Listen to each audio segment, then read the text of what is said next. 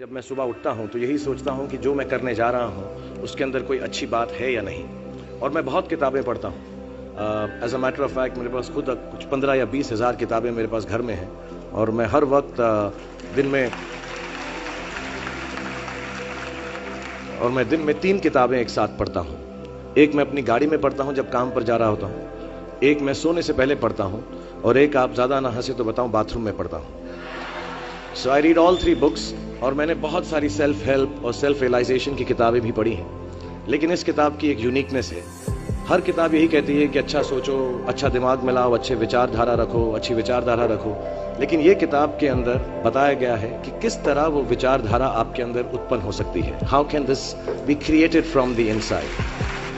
कभी कभार दिल में आता है कि ये इंसान में से अच्छाई नहीं कर रहा है, ये घटिया है, ये बुरा है, ये जो सिचुएशन है अच्छी नहीं है। As a matter of fact अगर आप अपना नजरिया बदल के रात को सोने से पहले उसी आदमी के बारे में उसके पॉइंट ऑफ व्यू से देखें, उसी सिचुएशन को एकदम नेगेटिविटी के बिना देखें, तो आपको मालूम पड़ेगा कि सिचुएशन इतनी बुरी नहीं है। आपके अराउंड जो लोग हैं, दोस्त हैं या दुश्मन जिन्हें आप समझते हैं, वो एक्चुअली दुश्मन नहीं है। So it is the way you think of the world, that is how the world will look to you, is the most important aspect of this book.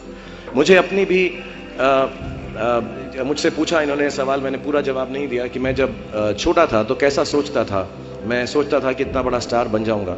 I remember मैंने टीवी में एक serial किया था, आप लोग शायद बहुत सारे यहाँ पे छोटे इन्होंने देखा नहीं होगा, एक फौजी सीरियल किया था मैंने।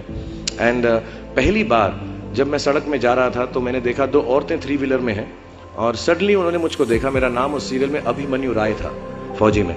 और सडनली उन्होंने मुझे देखा और मैंने नोट किया कि उनके मुंह पे इतनी बड़ी मुस्कान आ गई है मुझे देखते ही कि हाय शाहरुख शाहरुख, ऐसा करके वो चिल्लाने लगे।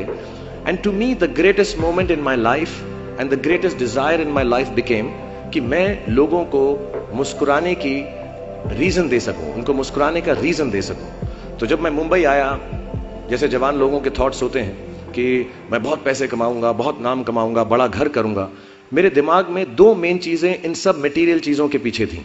आज मेरे पास अल्लाह के फजल करम से सब है, लेकिन इन चीजों के पीछे, ये गाड़ी मांगने के पीछे, घर मांगने के पीछे, और मुझे लगता नहीं ये बुरा है। I think all of you should imagine all the good material things that you want, but behind them there were 2 good thoughts. 1, मेरे माँ बाप की डेथ हो चुकी थी, एंड मेरे दिल में एक ही अरमान था कि अगर मुझे कोई बड़ा फिल्म फेयर का जैसा अवार्ड मिले तो वो मैं अपनी माँ की याद में अर्पित कर सकूं। तो my main dream was that I should win the award and become so big that my mother can see me from heaven। मेरे दिल में ये था। और दूसरी बात ये थी कि जो भी मैं काम करूं, जितने साल भी मैं काम करूं, मैं लोगों को मुस्कुराने के रीजंस देता रहूं।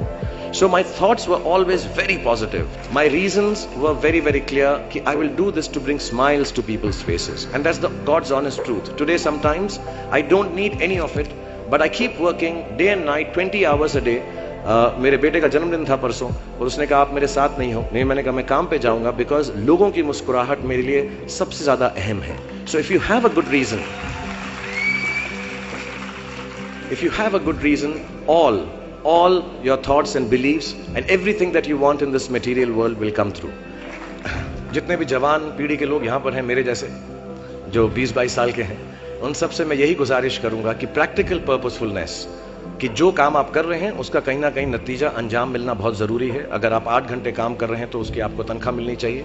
अगर आप फिल्मों में काम कर रहे हैं तो आपको उसके लिए अवार्ड मिलना चाहिए। जो भी मटेरियल चीज़ आपके दिल में है, उसकी आस्था, उसका दिमाग में, उसको हमेशा रखें। मैं कभी भी किसी बच्चे को ये नहीं कहूँगा कि सारी ज़िंदगी सोशल वर्क में गुजार दो, अच्छे काम करो, सिर्फ प्रेयर करो। No, I think you should go and get what you want in life, all the material things। You should have a big house for your family, you should have a good car for your elder parents, you should be able to educate your sister and your daughter to the best possible way that you can।